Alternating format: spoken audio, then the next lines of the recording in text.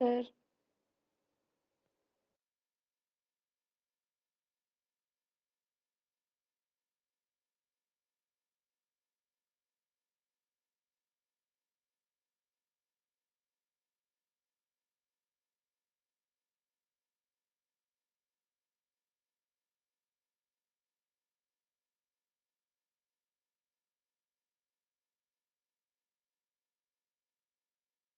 Good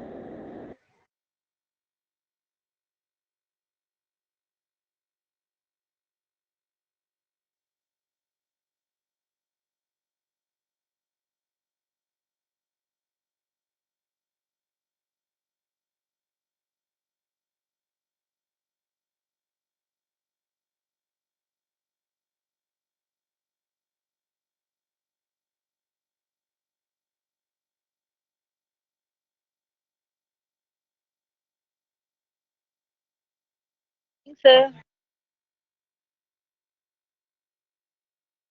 good evening.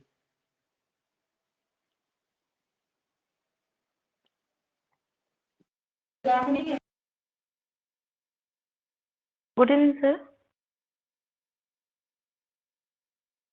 Good evening.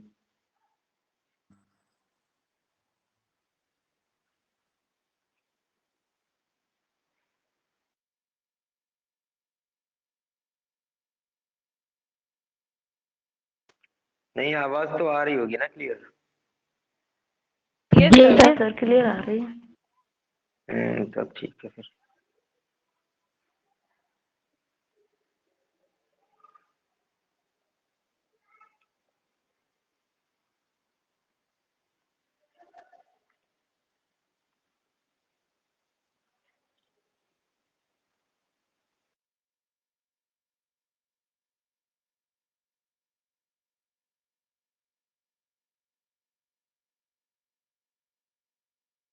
Sir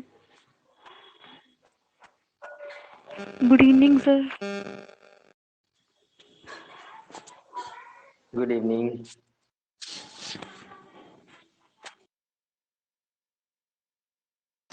sir good evening.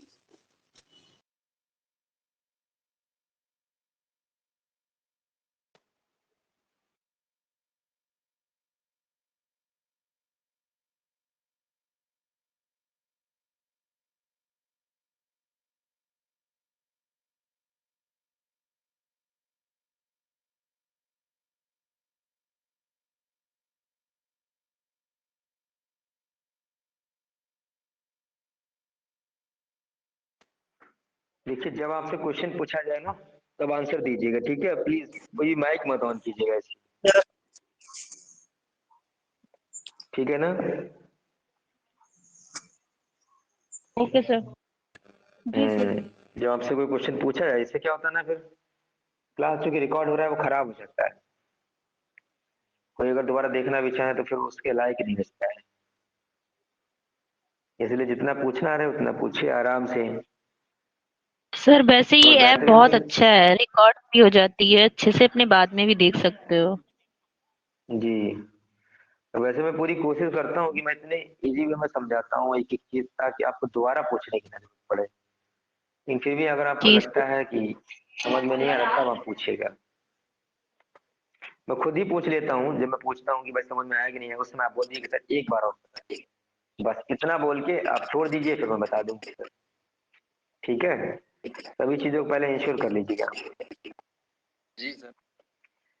हाँ।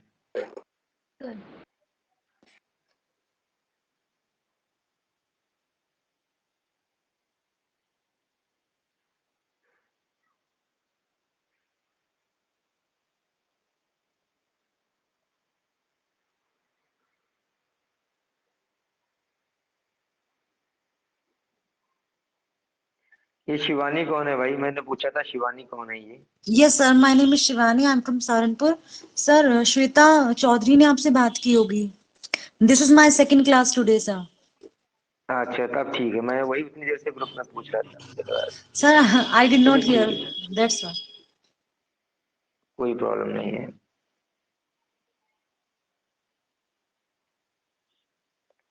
चलिए, thank you so much.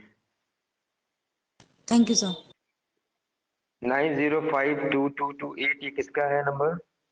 कौन है भाई ये?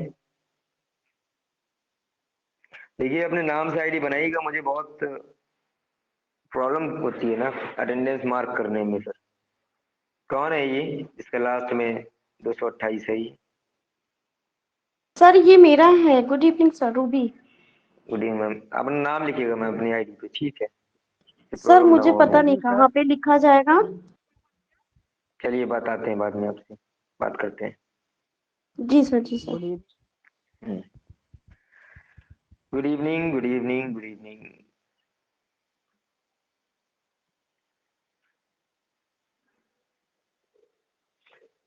चलिए कुछ क्वेश्चंस पूछ ले रहे हैं, आप लोग उन क्वेश्चंस के आंसर्स दीजिएगा, ठीक है? जब तक हमारे पास 3 मिनट है। सर मेरा एक क्वेश्चन था। हाँ पूछिए मैम, अभी पूछ लीजिए, पूछिए मैम। ऐसा तो सर हम 49 की किसी भी उसके सोनेट आवाज समझ में नहीं आ रही मैम आपकी। सुबह एक क्वेश्चन था उसमें जी हाँ फाइंस का हाँ। सोनेट फॉर्म बोल दिया था, तो सर वो करेक्ट होगा क्या? सोनेट फॉर्म में लिखा है, मतलब आपको सीधा 24 मतलब 14 लाइन ना पूछ करके, क्योंकि 14 लाइन किस में होती है? सोनेट में होती है। सोनेट फॉर्म टाइप, मतलब सोनेट नहीं है वो। सोनेट के फॉर्म ओके ओके 14 लाइन है, वो 14 में सीधा ना पूछकर आपसे इनडायरेक्टली पूछा गया है, ओके सर। ठीक है? हाँ ये था। चलिए सर उसमें तो सोनेट ही आप होगा। मेरा को कुछ, हाँ भैया। सर उसमें सोनेट ही होगा। सोनेट नहीं है वो, सोनेट फॉर्म है। ये मत बोलिएगा कि ये सोनेट है। मतलब 14 लाइन ना पूछ करके आपको ऐसे पूछ लिया कि ये सोनेट फॉर्म में है या किस में है, तो आपको अगर पता है कि 14 लाइन के सोनेट होते तभी आप उसको मार्क कर पाएंगे ना। समझ रहे? जी सीधा सर। क्वेश्चन नहीं था वो। हाँ। जी यस। हाँ जी सर, सुबह चलिए। सर कोई कोई कंफ्यूज हो गया था सर। हम्म, आपको स्क्रीन प्रेजेंट हो रही है? बोर्ड यस दिख रहा सर। है? नो जी sir, yes yes. Sir. Yes sir. हाँ अब मेरा जो क्वेश्चन है वो मैं यहाँ पर लिख रहा हूँ, आपको बताना है। आप बताइए ये कौन है भाई? अभी मैं पूछ रहा था ये मीट कौन है, ये कोई मीट पता नहीं कौन, मीट के नाम से किसकी आईडी है मेरे को कोई पता नहीं है। ये लोग नाम से लिखते नहीं, मैंने हटा दिया था ग्रुप से। देखते हैं कौन है ये, पहले इनसे बात मुलाकात करते हैं। भाई मीट जी आप कौन है पहले ये बताइए, इंट्रोडक्शन दीजिए थोड़ा। मीट जी कौन है? इनका आईडी बना हुआ है मीट से, बताइए जल्दी बताइए फटाफट।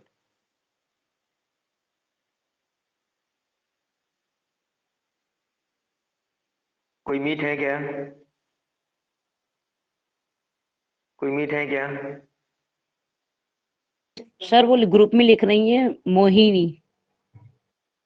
ओहो तब ठीक है।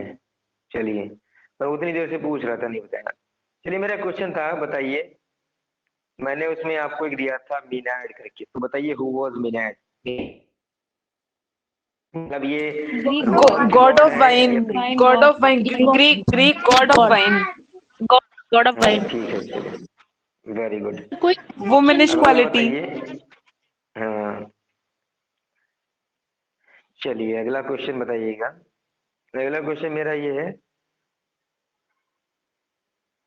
कि who has been called the sister of west wind?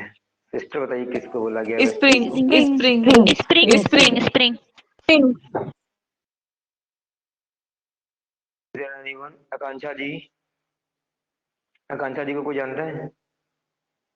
Yes sir, she is my friend. Hello, good evening sir. नाम बताइए। Good sir evening ma'am. Akanksha Thakur sir मेरी तरफ से हैं। अच्छा अच्छा, सर ये नहीं डेमो एक्चुअली ना ये क्लासेस ले ग्रुप में रही ऐड हैं। नहीं है। अच्छा तब ठीक है, क्योंकि हमको मैसेज करना चाहिए ना, हमें मालूम नहीं था जो लोग अनवांटेड में उनको हटा रहा था वहां से। और मैं ग्रुप में पूछ भी रहा जी था कि आकांक्षा ठाकुर कौन है, नहीं बताया तो मैंने हटा दिया। यस सर, मैं ग्रुप में अभी ऐड नहीं हूँ एक्चुअली, आज मेरा सेकंड डे था। हाँ चलिए ठीक है, ओके। तो मैं क्या क्वेश्चन पूछ रहा था बताइए? Who was the sister of west wind? Spring.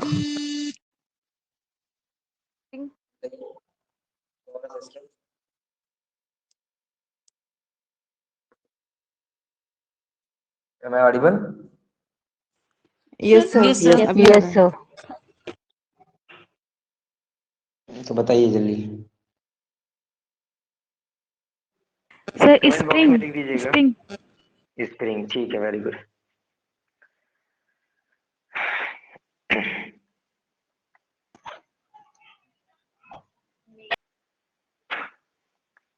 Okay, so very wonderful. Good evening to each and everyone, those who have joined by today's session. Now we are going to start today's session. Before starting today's session, I would like to tell you that kindly don't on your mic until it is said. If you have any query, you can ask at the end of the session. And even I also asked in the mid of the session whenever I am explaining, is there any doubt? That time you can say, sir, kindly repeat it again. And from thence, I will repeat it the same. Okay? So kindly don't disturb or interrupt during the session. बोलिए बोलिए, बहुत धीरे सुनाई दे रहा है।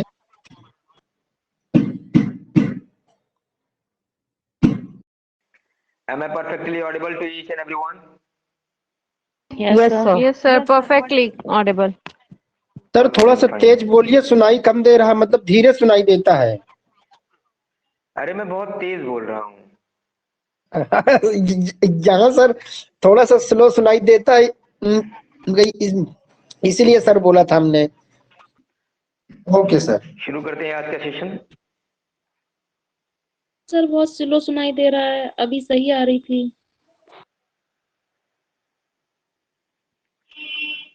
Now last, I am asking, am I perfectly audible or not? Yes, sir, perfectly audible. Yes, sir. Perfectly audible ना? Then fine.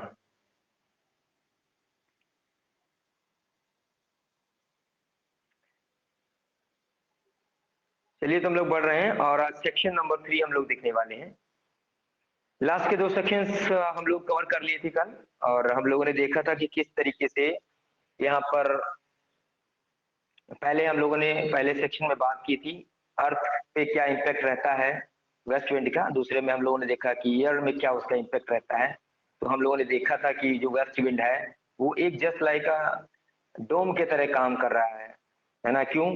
क्योंकि west wind जो है वो एटमॉस्फेयर ही ऐसा क्रिएट कर दे रही है आसमान में कि सब कुछ एकदम काला काला सा दिखाई पड़ रहा है। इट मीन्स क्या है कि बादल बहुत ज्यादा जो है वो घने छाए हैं, और ऐसा प्रतीत हो रहा है कि किसी ने, जो मीनार जो है, जो देवता है गॉड ऑफ वाइन, उन्होंने अपने बालों को जो है वो उठा दिया हो, अपलिफ्ट कर दिया हो। बिल्कुल उसी तरीके से जो एटमॉस्फेयर था जेनिथ हाइट का, वहां से ऐसा प्रतीत हो रहा था कि स्टॉर्म जो है वो आने वाला है, यानी कि स्टॉर्म की जो लॉक्स हैं वो वहां से दिखाई पड़ रही थी। तो अब ऐसा एटमॉस्फेयर क्रिएट हो गया है, तो अब इसका इम्पैक्ट क्या पड़ेगा सी के ऊपर या फिर ओशन के ऊपर। तो हम लोग स्टेंजा नंबर यानी कि सेक्शन नंबर 3 हम लोग कवर करने जा रहे हैं।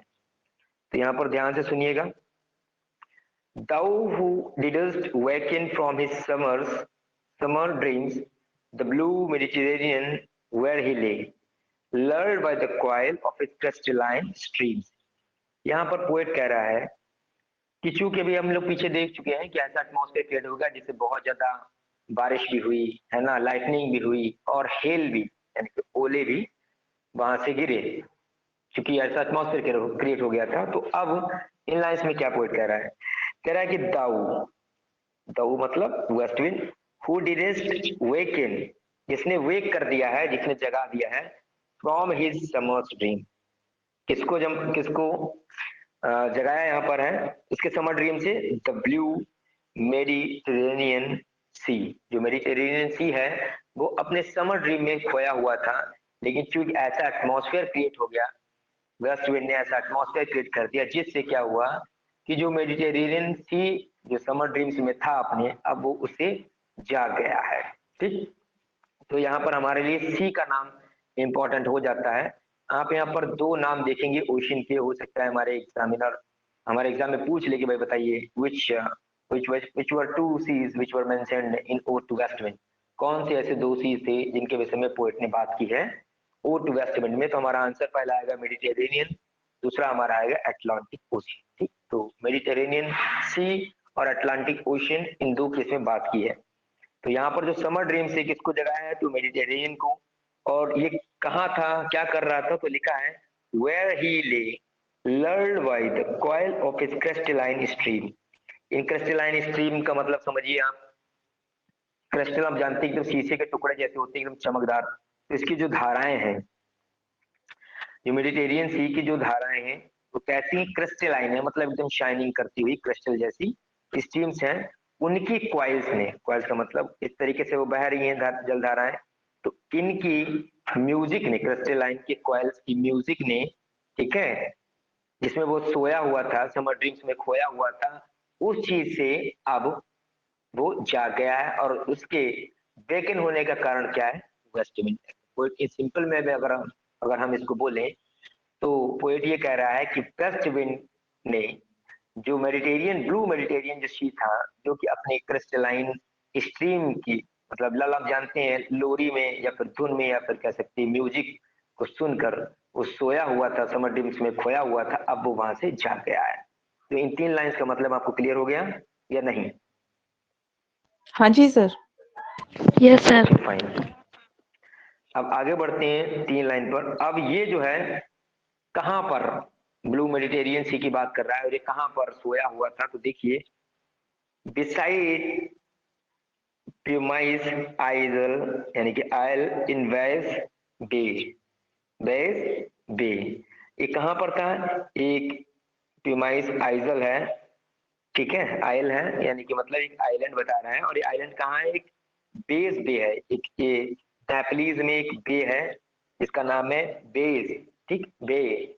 तो बे की जो खाड़ी है उसके पास में एक आयल है, वहां पर बड़े आराम से, शांति से, मतलब ठहरा हुआ एक तरीके से कर सकते हैं। या बता रहा है कि कोई वो समर ड्रीम में खोया हुआ था।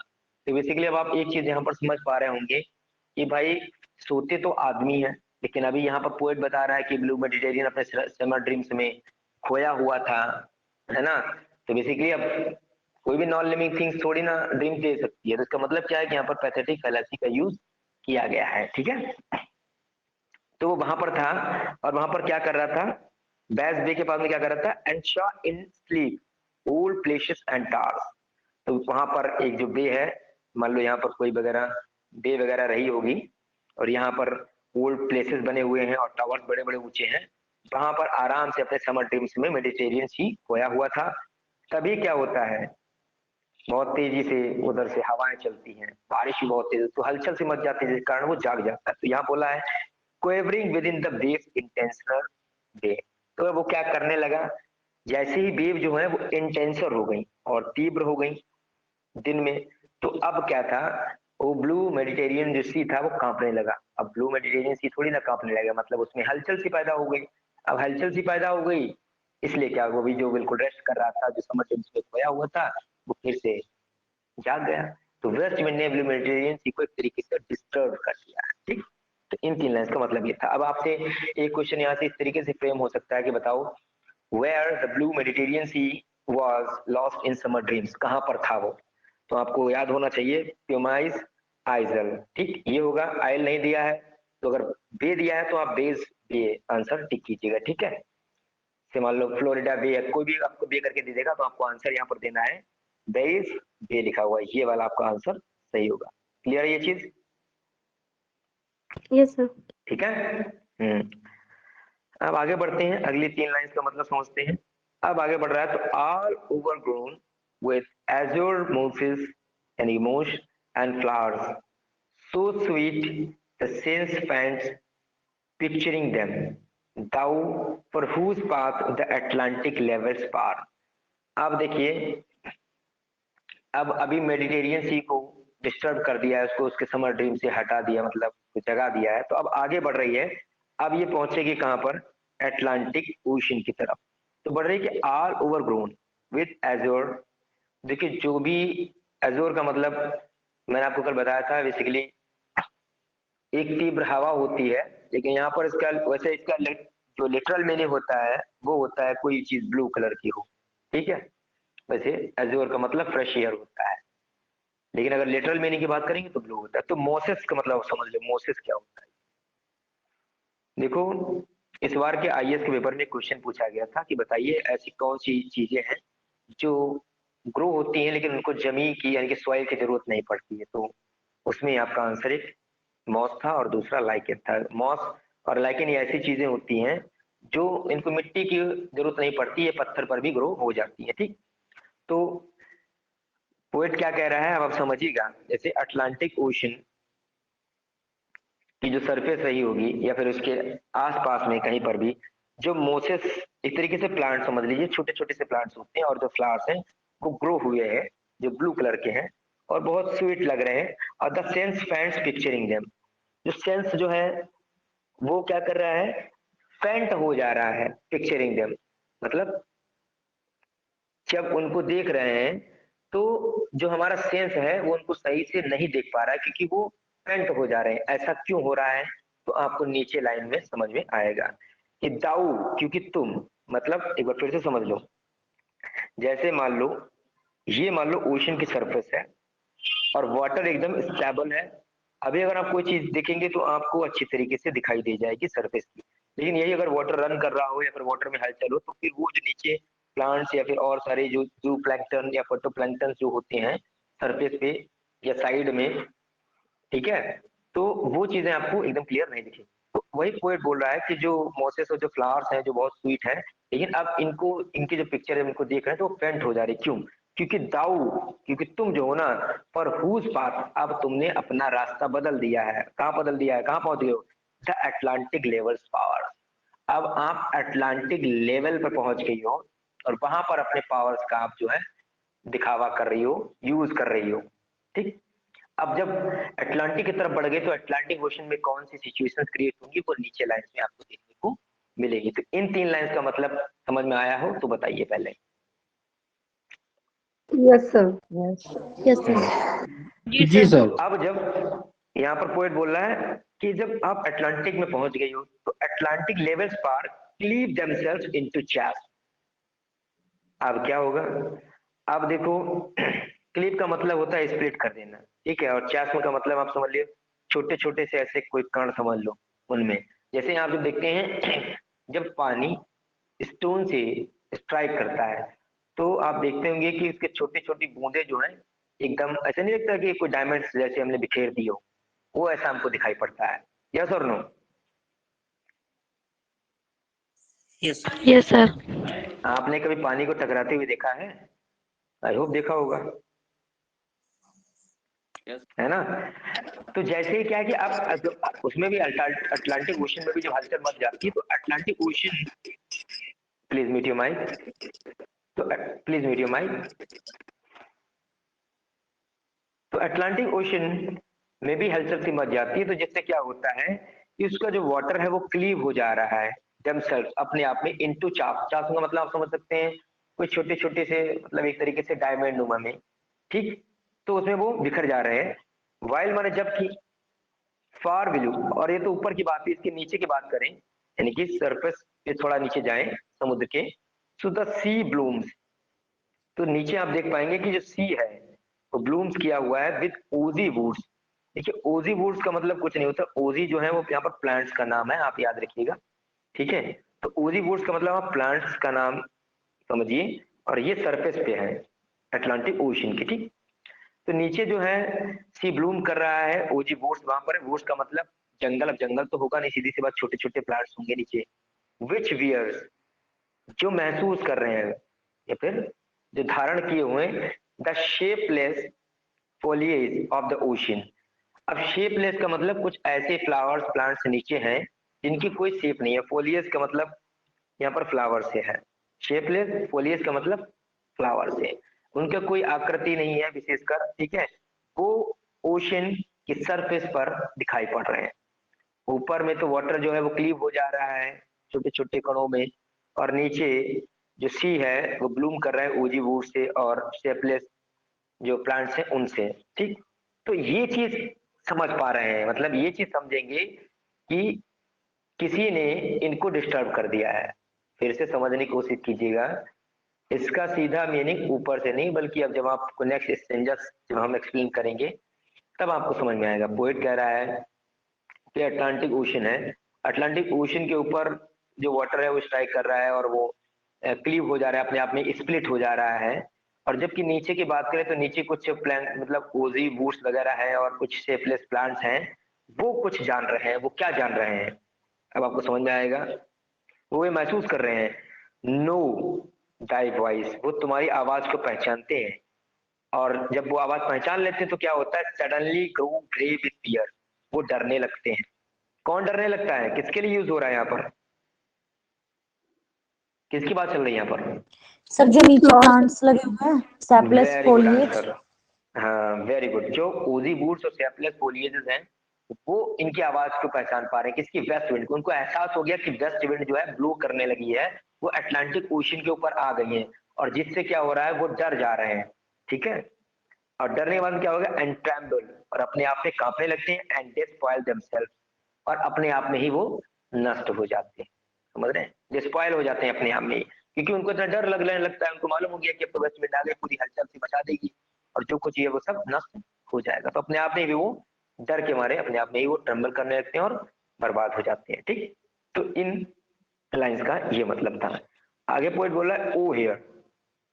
अब लास्ट के दो स्टेंजास में मैंने बोला है अब डायरेक्ट कम्युनिकेशन एस्टेब्लिश करेगा, इसके साथ में करेगा, वेस्ट विंड के साथ में। ठीक है, अभी तक उसके पावर की बात कर रहा था, अभी तक उसके पावर की बात कर रहा था लगातार कि कितनी पावरफुल है। ठीक है, कितनी पावरफुल है वेस्ट विंड। अब बात करेगा उसके साथ अपने रिलेशन को एस्टेब्लिश करने की कोशिश करेगा। तो और समझिए, लिखा है कि if I were a dead leaf thou mightest bear. देखिए ये बेसिकली इंपॉर्टेंट आपका है, ये स्टेंजा जो है वो आपका इंपॉर्टेंट है। इफ आई वर से लेकर दाई पावर एंड शेयर तक इतना आपके लिए इंपॉर्टेंट है, आपके एग्जाम के पॉइंट ऑफ व्यू से। यहाँ से सीधा बना सकता है, तो समझिए क्या पॉइंट बोला कि if I were dead leaf thou mightest bear, if I were swift cloud to fly with thee, a wave to pant beneath thy power and share the impulse of thy strength। Poet कह रहा है कि suppose कीजिए कि काश मैं एक dead leaf होता तो मैं तुमको बियर करता, मतलब तुमको मैं सहन करता, धारण करता। इसका मतलब क्या हुआ भाई, तो इसका मतलब नीचे दिया है कि if I were a swift cloud to fly with thee. तो इन दोनों लाइंस का मतलब ये हुआ कि कह रहा है कि मान लो अगर मैं डेड लिफ्ट होता तो जब तुम्हारा काम ही है कि तुम डेड लिफ्ट को उड़ा के लेके जाते हो अपने साथ में। अभी हम लोगों ने इनिशियल जो स्टेंजा था उसी में हम लोगों ने पढ़ा था, तो वही कह रहा है कि अगर मान लो मैं डेड लिफ्ट होता तो फिर मैं तुम्हारे साथ नहीं रहता, तुमको धारण कर लेता, तुम जहां जाती वहीं हम भी चले जाते। और अगर मैं क्लाउड होता, वो भी कैसा, स्विफ्ट क्लाउड, तो फिर मैं तुम्हारे साथ उड़ता भी, क्योंकि अभी आपने देखा कि वो क्या है कि जो ओशन और जो हेवन की बग में जो लूज क्लाउड्स हैं उनको वो शेड कर दे रही है वेस्ट विंड, हम लोगों ने भी ऊपर पढ़ा था। तो इसलिए वो कह रहा है कि काश मैं डेड लीव होता, काश मैं एक स्विफ्ट क्लाउड होता, तो मैं तुम्हारे साथ उड़ता और तुम्हारे साथ एंजॉय करता। अब वेव टू पेंट, या फिर मैं एक वेव होता, वेव भी होता तो मैं पेंट हो जाता बीनीथ दैट पावर, मतलब तुम्हारे पावर में ही मैं समाहित हो जाती, समाहित हो जाती।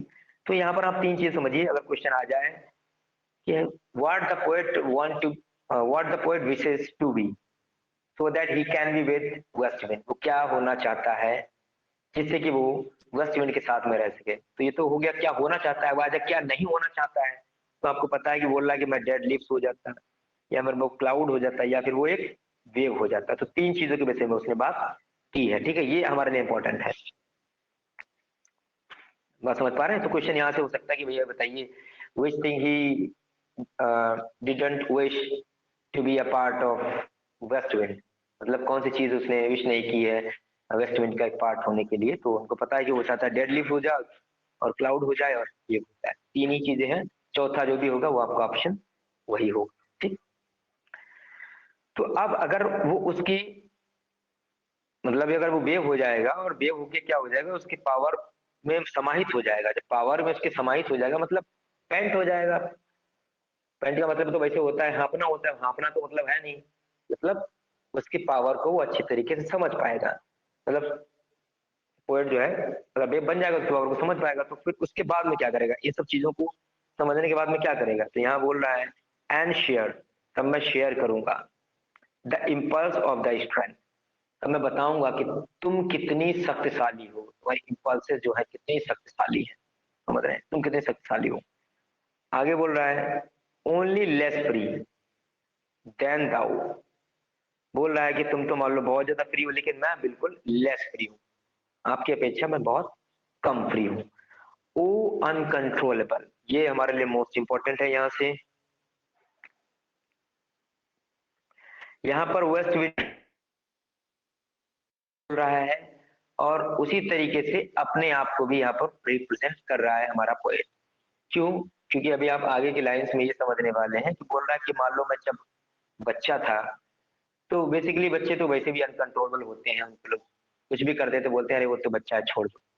तो बेसिकली उन पर ज्यादा रिस्ट्रिक्शंस नहीं होते हैं। जब हम लोग बड़े हो जाते हैं तो हमारे पास बहुत सारी सोशल मोरल है ना, बहुत सारी रिस्पॉन्सिबिलिटीज आ जाती हैं, तो हम लोग कंट्रोल में आ जाते हैं।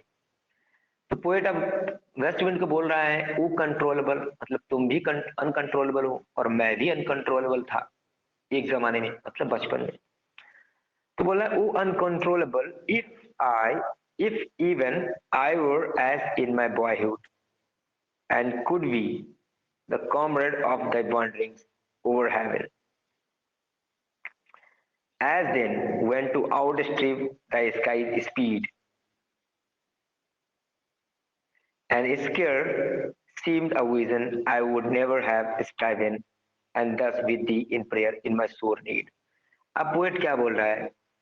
यहाँ बोल रहा है कि उसको अनकंट्रोलेबल बोल दिया। If even I were as in my boyhood, काश मैं अपने बॉयहुड में होता, तो कुड भी, तो फिर क्या हो सकता था, the comrade of the wandering, तो मैं तुम्हारा साथी बन जाता वॉन्डरिंग में। कहाँ पर? ओवर हेवन, अब तुम पूरे हेवन में मतलब स्काई में, ओशन के ऊपर है ना, तुम ग्लो कर रही हो अर्थ के ऊपर, तो मैं भी तुम्हारा साथी बन जाता अगर मैं बचपन में होता। क्यों? क्योंकि बचपन में भी लोग अनकंट्रोल होते हैं, मर्जी हो जहां घूमो जहां टहलो। तो अभी विंड क्या है, विंड को भी ऊपर कोई कंट्रोल नहीं है, मर्जी होती है जहां पर ग्लो करती है, इसलिए पोएट यहाँ पर बोल रहा है। और जब ये वॉन्डरिंग करता ओवर हेवन के ऊपर, तब क्या करता? And then when to outstrip the sky speed, तब क्या है, तब क्या है कि तुम्हारी जो स्काई की तरफ जाने वाली स्पीड है ना, उसके स्केयर सीम्ड अ विजन, तो मैं उसको साक्षात जो है उसके दर्शन कर पाता। जैसे तुम्हारी वॉन्डरिंग में मैं साथ में होता जब तुम हेवन की तरफ जाती, तुम्हारी जो आउटस्ट्रिप है स्काई की ऊपर जाने की, जो हेवन में जाती हो, तो वो मैं विजन को देख पाता। लेकिन क्योंकि पोएट अब क्या है, बड़ा हो गया है, बचपन में तो है नहीं, कंट्रोलेबल भी हो गया है वो, अब उतनी स्पीड भी उसके पास में नहीं है, बच्चे तो कहीं भी तैरते हैं फुदकते हैं, अब उसके पास ये सब चीजें नहीं है। तो इसलिए बोल रहा है कि अगर मैं बच्चा होता तो आई वुड नेवर हैव स्ट्राइवन, तो मैं अभी जो स्ट्राइव कर रहा हूँ, जो मैं तड़प रहा हूँ, संघर्ष कर रहा हूँ तुम्हारा साथ पाने के लिए, तो शायद ये मैं आज ना करता। एंड एज दस, इसीलिए विद दी इन प्रेयर इन माई सोर नीड, इसीलिए अब तुम्हारी मेरी प्रार्थना में बहुत आवश्यकता है, मतलब अब आपकी बहुत मुझे आवश्यकता है, इसलिए मैं आपको जो है आह्वान कर रहा हूँ, आपकी प्रेयर कर रहा हूँ। देखिए सोर नीड है, सोर का मतलब आप जानते हैं घाव वगैरह होता है, तो घाव वगैरह का मतलब आप समझ सकते हैं कि दुख देने वाली जरूरत है ना। घाव क्या करता है? दुख देता है। तो बेसिकली पॉइंट यहाँ पर कह रहा है कि मतलब आपकी तो मुझे बहुत ज्यादा ही ज्यादा नीड है ना, इसीलिए मैं आपकी प्रेयर कर रहा हूँ। तो इतनी बात समझ में आई आपको? Yes sir. Yes, sir. Yes, sir. Okay, अब यहाँ से आपका मोस्ट इम्पोर्टेंट स्टेंजा, ये जो दो लाइंस हैं ये हमारे लिए बहुत इंपॉर्टेंट है। यहाँ से क्वेश्चन यहाँ से भी बन सकता है, और ये लास्ट की टू लाइंस जो हैं यहाँ से भी बन सकता है। ये भी इम्पोर्टेंट है और ये भी मोस्ट इम्पोर्टेंट है। इनमें 5 स्टार के साथ में इनको लगा के रखिए। पहले नीचे वाला देख लीजिए, इसमें थोड़ा सा मैं आपको बता दूं। यहाँ देखो लिखा है कि a heavy weight of ours had chained and bold one to like the timeless and swift and proud। अब आप यहाँ पर याद रखिएगा, ये जो लिखा है ना a heavy weight of ours, ये बिल्कुल सिमिलर लाइंस आपको मिल जाएंगे द लोटस ईटर में, तो लेकिन वहां पर थोड़ा सा अलग है, यहाँ पर थोड़ा सा अलग है। तो आपको याद रखना a heavy weight of ours जो है, ठीक है, ये लाइंस ली गई हमारी है वो टू वेस्ट में। हालांकि आपको ऐसा लगेगा, यहाँ पर प्रतीत होगा ये कह रहा है कि भैया अब बहुत ज्यादा रिस्पॉन्सिबिलिटीज बढ़ गई हैं और अब वॉन्डिंग करने का मन नहीं करता है, ऐसा कुछ आपको सेंस आएगा तो हो सकता है कि आप जो है लोटस ईटर को टिक कर दें। तो यहाँ पर बहुत सावधानी बरतनी है। A heavy weight of hours, जो लाइंस बोली गई हैं वो वेस्ट विंड में है, वहां पर थोड़ी अलग लाइंस है, जब हम लोग उसको पढ़ेंगे तो वहां पर भी देख लेंगे।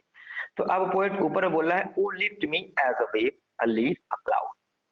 अब उसे बिल्कुल डायरेक्टली बोल रहा है कि मुझे उठा लो। अब किस तरीके से उठाना है ये आप याद रखिए। How the poet is asking और making prayer to the west wind to lift him. किस तरीके से वो प्रेयर कर रहा है और कह रहा है कि उसे उठा लो, हाउ, किस तरीके से। तो यहाँ पर आपके सामने लिखा है या तो वेव की तरह उठा लो, या तो लीफ की तरह मुझे उठा लो, या फिर क्लाउड की तरह उठा लो। अभी हम लोगों ने जो ऊपर देखा था बिल्कुल सेम चीजें हैं, ये 3 चीजें हैं, याद रखिएगा। बोल रहा है कि in these 3 ways you can lift me, whether as a leaf, whether as a cloud और वेदर एज अ वेव। किसी भी तरीके से, जिस तरीके से चाहो उस तरीके से मुझे आप अपलिफ्ट कर लो। ठीक, क्यों ऐसा कह रहा है? Why the poet is asking to west wind to uplift him, what was the reason? तो बता रहा है कि I fall upon the thorns of life, क्योंकि मैं जिंदगी रूपी कांटों के ऊपर गिर गया हूं, और जिससे क्या हो रहा है, आई ब्लीड, मैं ब्लीड करने लगा हूं।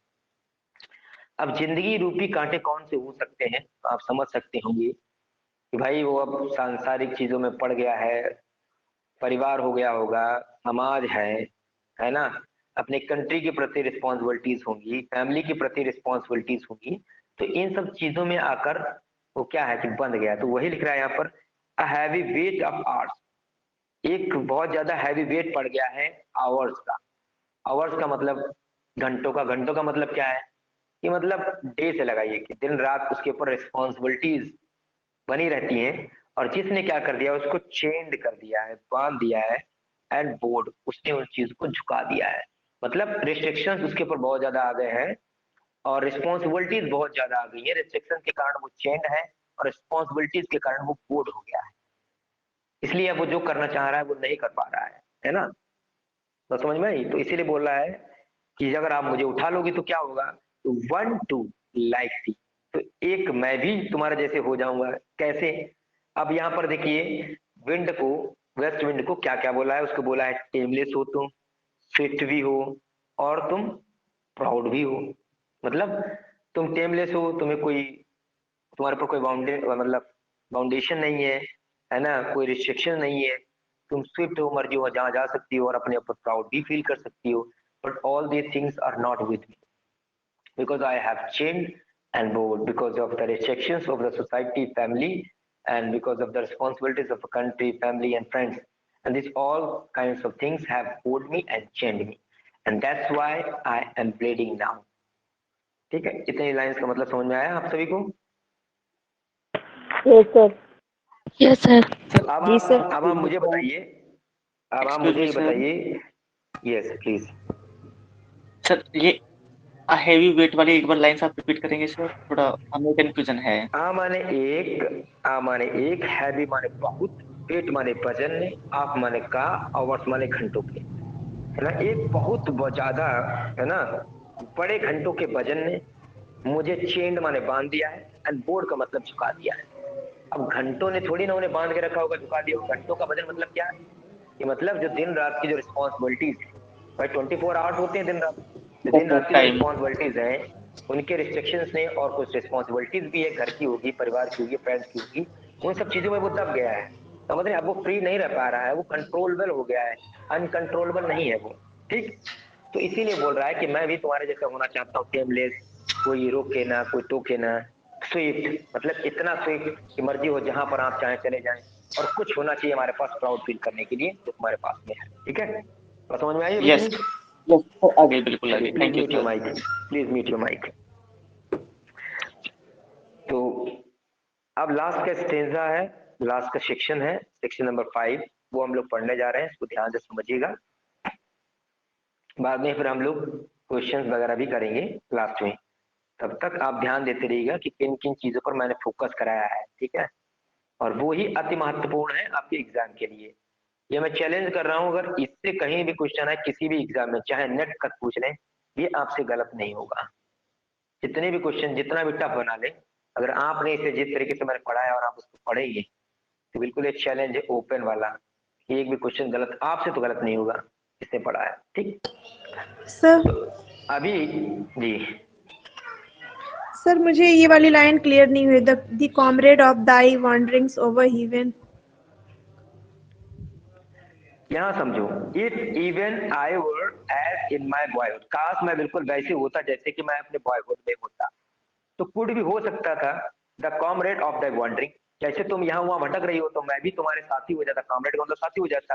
अब ये कहाँ भटक रही है? ओवर हेवन, हेवन के ऊपर भटक रही है, और जब इसके साथ में वो हेवन की तरफ वो भी उसके साथ में जाता, एज देन तब क्या होता? वेंट टू आउट स्ट्रिप, जब तुम आउट स्ट्रिप के लिए निकलते, कहाँ? द स्काई स्पीड, स्पीड अपने आसमान के ऊपर जाने वाली स्पीड में जब तुम चलती तो मैं भी तुम्हारे साथ में होता, तो क्या करता? सीन द विजन, तो मैं भी एक दृश्य देखता वहां पर। स्कैर का मतलब देखा थोड़ा सा भयानक वाला, थोड़ा सा अगली टाइप का, वो वाला मैं भी देखता। लेकिन अब चूंकि ऐसा है नहीं तो इसलिए पोएट क्या कर रहा है? पोएट को स्ट्राइव करना पड़ रहा है। अगर ये सब चीजें होती तो पोएट बोल रहा है कि आई वुड नेवर हैव स्ट्राइवन, तो फिर मैं इतना स्ट्राइव नहीं करता, तुम्हारी प्रेयर नहीं करता कि तुम भी मुझे उठा लो, मुझे अपने साथ में ले लो। समझ पा रहे हो? नहीं समझ पा रहे हो? समझे कि नहीं? Yes sir, thank you sir. Yes sir. अब पोएट ने अभी बोला, यहाँ पर समझिए, पोएट ने बोला था मुझे वेव की तरह उठा लो, मुझे लीफ की तरह उठा लो, और क्लाउड की तरह उठा लो प्रभु, मुझे उठा लो, है ना? पोएट बोल रहा था वेस्टविंड से। अब आगे बढ़ रहा है, अब क्या कह रहा है कि मेक मी दाई लायर। भाई अपना खुद का इसका म्यूजिक भी वेस्टविंड का है, मतलब कवि की कल्पनाएं देखिए भाई, रोमांटिक एज में है और बिल्कुल वैसी इमेजिनेशन लगा रहा है।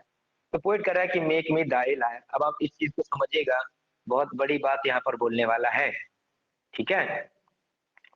और जब भी क्वेश्चन आता है तो लास्ट के स्टेंजा से ही, कह सकते हैं सेक्शन से, पार्ट से ही क्वेश्चन बनने के चांसेस ज्यादा रहते हैं।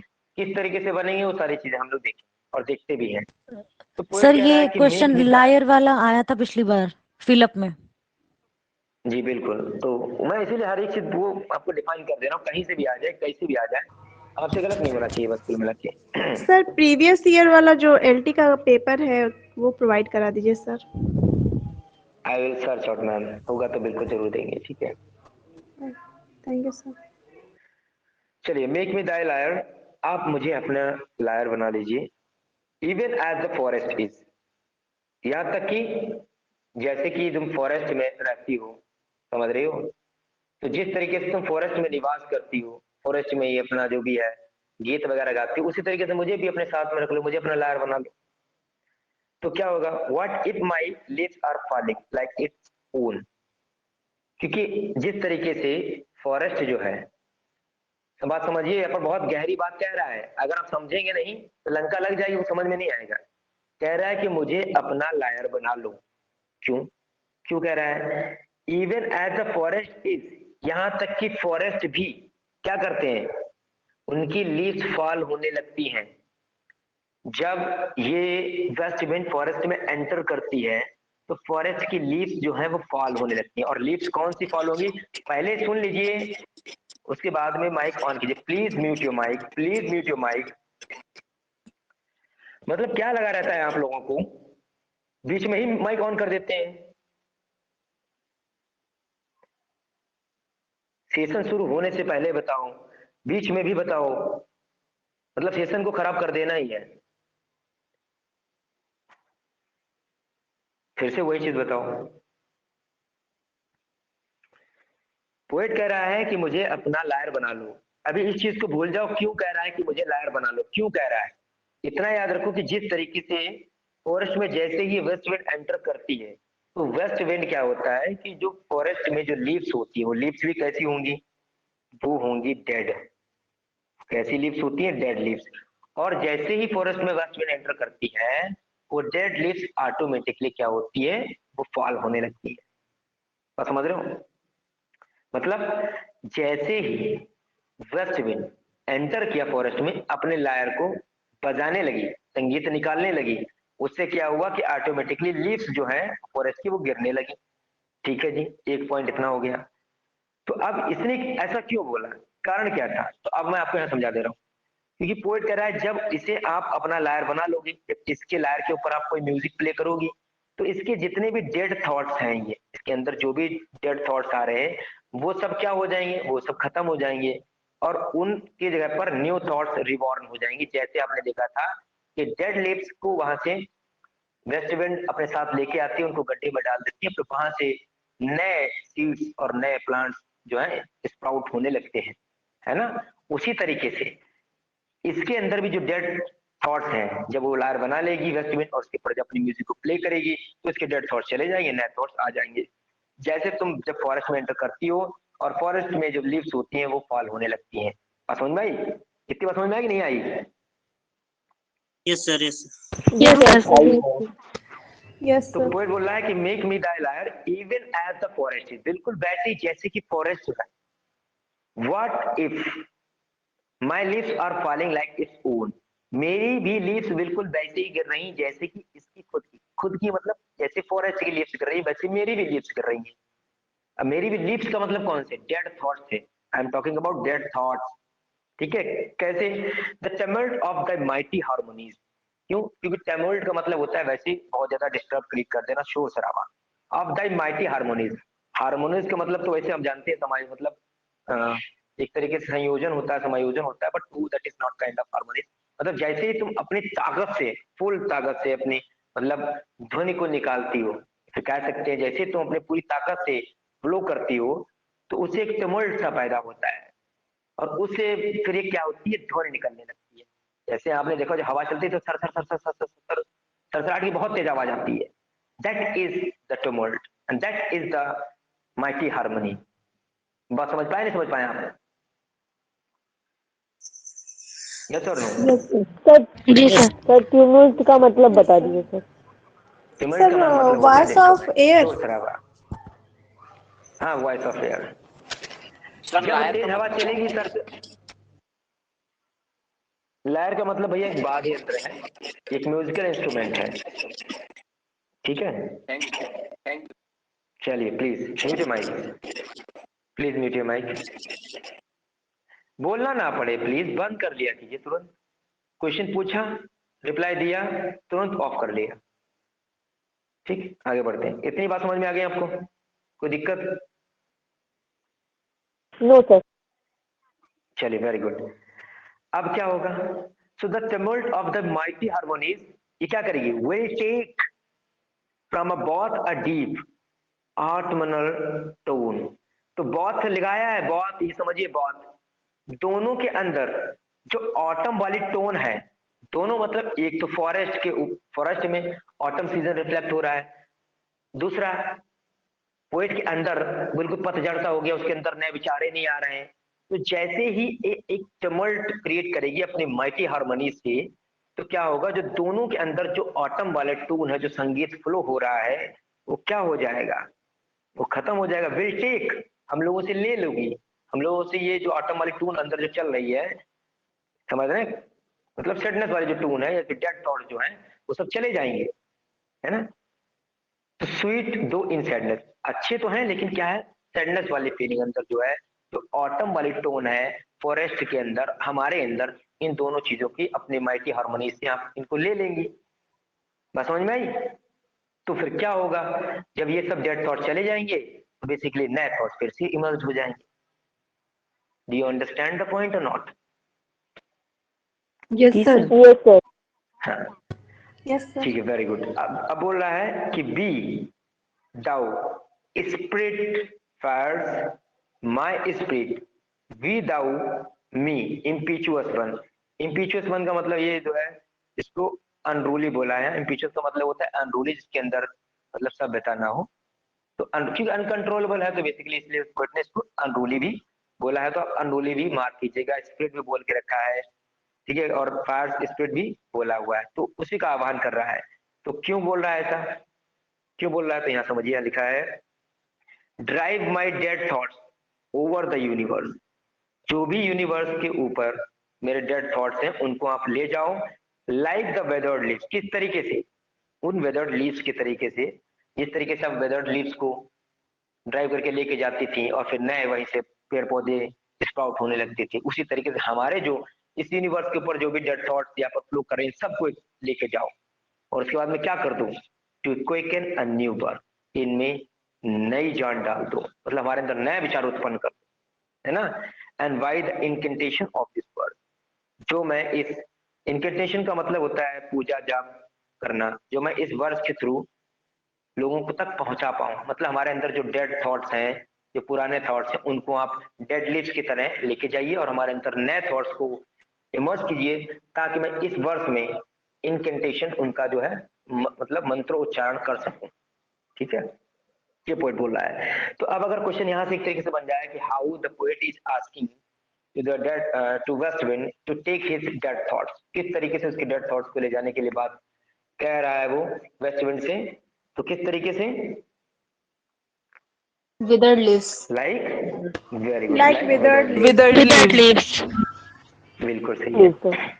तो अब उसके बाद में आपको क्या करना है, जब नए थॉट्स आ जाएंगे तो उन नए थॉट्स को क्या करना है,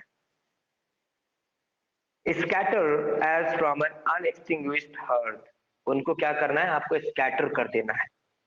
कैसे, जैसे एक्सटिंग्विश का मतलब आप जानते हैं बुझा हुआ, अनएक्सटिंग्विश का मतलब बिना बुझा हुआ, हर्ट का मतलब चूल्हा। तो scatter as from an unextinguished hearth ashes and spark my word among mankind. जैसे देखो, जिस तरीके से हम लोग ना जो अध बुझा हुआ चूल्हा होता है वहां से हम लोग राख ले लेते हैं और आपको इधर उधर बेसिकली खेतों वगैरह में डाल देते हैं, लेकिन यहाँ पर अनएक्सटिंग्विश लिखा हुआ है, एक्सटिंग्विश बेसिकली होना चाहिए था, लेकिन चूंकि पोएट है तो उसको हम क्या कर सकते हैं, उनको जो समझ में आया लगा दिया। तो जिस तरीके से देखो हम लोग राख को स्पार्कल कर देते हैं अपने पूरे खेतों में, फील्ड में, इधर उधर, उसी तरीके से कह रहा है कि मतलब अनहर्थ से अनएक्सटिंग्विश हर्थ से जो है वो आप एसेस को ले लीजिए, और जिस तरीके से हम एसेस को स्पार्कल करते हैं फील्ड के ऊपर, उसी तरीके से आप भी हमारे विचारों को, ये जो मैन काइंड है, ठीक है, इनके तक पहुंचा दीजिए, ये पोएट कह रहा है। And my words among mankind and be through my lips to unawakened earth, और ये जो मैं कह रहा हूं, बी थ्रो हो जाओ माई लिप्स, मेरे होठों से, टू अनअवेकेंड अर्थ, ये लोग जो मानव जाति जो अभी अनअवेकेंड है, ये वेकन नहीं है, इनको आप ये सब चीजें बताओ जाके, इसके माई लिप्स मतलब हमारे होठों के थ्रू आप हम हमारे अंदर ऐसे थॉट्स को फील्ड कर दीजिए कि हमारे थ्रू जो है वो अच्छे अच्छे विचार निकले, जिससे ये अनअवेकेंड अर्थ है ये उन विचारों से ओतप्रोत हो पाए, उन विचारों को समझ पाए और मैनकाइंड को उससे कुछ लाभ मिल पाए। तो किस तरीके से पोएट जो है अब यहाँ पर अपने पोएम को एंड कर रहा है, तो आप समझिएगा किस तरीके को मैसेज को वो देना चाह रहा है, किस तरीके के उसके अंदर विचार आए हैं। तो पोएट वाला द ट्रम्पेट ऑफ प्रोफेसी, अब यहाँ पर एक प्रोफेसी का एक बिगुल बजने वाला है, बजाने वाला है, यहाँ पर है एक भविष्यवाणी कर रहा है, वो क्या है, कह रहा है O wind if winter comes can spring be far behind. यहाँ पर पोएट जो है वो क्वेश्चन कर रहा है, रिटोरिकल क्वेश्चन पूछ रहा है कि क्या अगर विंटर आती तो कैन स्प्रिंग फार बिहाइंड, तो क्या फिर स्प्रिंग बहुत ज्यादा दूर है। इसका मतलब क्या हुआ कि अगर विंटर आई है तो उसके बाद मतलब ये सीधा संकेत है कि स्प्रिंग सीजन भी आने वाली है। बस समझ पा रहे हैं ना, समझ पा रहे हैं। अगर मान लो अगर पहले Yes, दुख sir. आया है तो अब सुख भी आएगा, ये मालूम हो जाता है। तो पोएम जो है, जो पोएट जो है हमारा, वो अपनी पोएम को ऑप्टिमिस्टिक व्यू से एंड करता है, ऑप्टिमिस्टिक व्यू से एंड करता है, ठीक है। तो ये था इस पोएम के विषय में। अब मैं आपसे क्वेश्चन पूछ रहा हूं इस तरीके से, थोड़ा ध्यान दीजिएगा, आपको अपने आंसर्स को सिलेक्ट करना है। मेरा क्वेश्चन है, बताइए which statement is not true about west wind.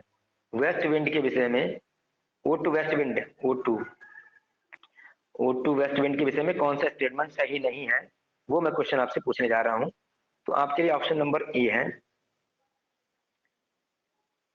It has 5 cantos, B option, it ends with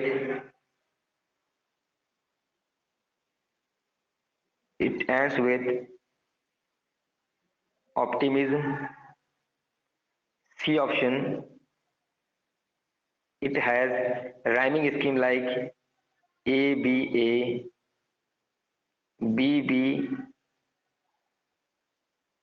B C D, C D C, और चौथा है इसमें डी वाला ऑप्शन। डी वाला ऑप्शन है आपके सामने, डी वाला ऑप्शन है